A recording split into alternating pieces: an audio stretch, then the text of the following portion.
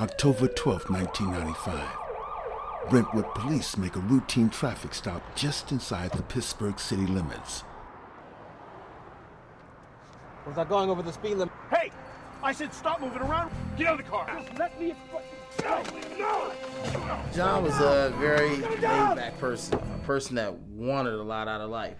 He was a genuinely caring person. Minutes later, a young black businessman takes his final breath. Mr. Gammage died as a result of compression or positional asphyxiation. This man had committed no crime. He was not a fleeing felon.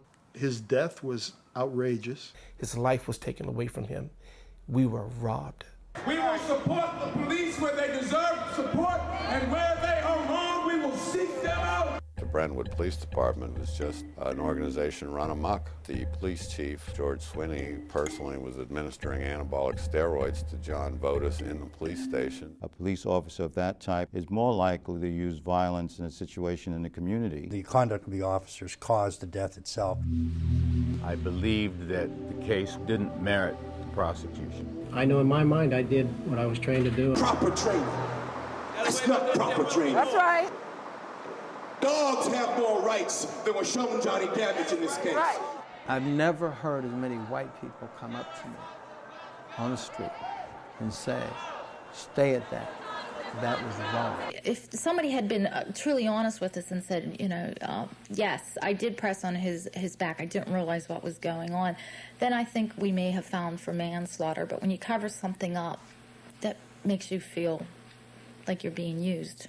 They're not bringing out all the truth in those courtrooms. The answer you gave, I used them one time before. That was your answer, right? One time before, yes, sir. Meaning in the past, yes, sir. That was a lie, wasn't it? It's not a lie, sir. You used them for years, didn't you? Well, that's what I meant by that. 14 months later, Mulholland and Albert again faced the bar of justice. Another mistrial. The most alarming fact in the Charmo case, of the death of Jerry Jackson, was the fact that 51 bullets, 10 more than Amadou Diallo in New York, were fired into a tunnel at a man who had only violated, at the moment, traffic violations. Officer Charmo claims that Jackson made a U-turn in the tunnel, thus making his vehicle a deadly weapon. There was no U-turn. The investigators on the scene should have known that Jackson could not have turned his vehicle around in that very narrow tunnel. That was just straight out being covered up. To be frank, most of the shots occurred after the vehicle was at rest. Grassroots support to establish a citizen police review board gained strength citywide. Demand that the city council and this mayor support putting the question on the ballot in the spring primary, because we need it. We have to let people know, wake up, look what's going on around you, get involved. Out of that came the basis for the lawsuit that led to Pittsburgh being the first city in the nation to be monitored by a consent decree of the federal government. There's a remarkable difference when the federal government investigates the case and when the state investigates it.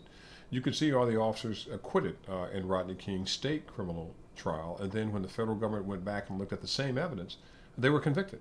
Like bad lawyers, like others, there are people who abuse their authority. The Blue Shield was intended to protect officers who are doing the right thing, not to protect those who are guilty. You can't have any special rules for police officers. If the police are your abusers, if the police are the ones that are killing your children, where are you to turn? You just kill a black person, he was just dead. We have to make sure that Jonny Gammage didn't die in vain. When we decide that enough is enough, it's going to stop. We must stop being silent. Silence is killing us. Don't ask whose door they're knocking on tonight or last night. They're always knocking on your door.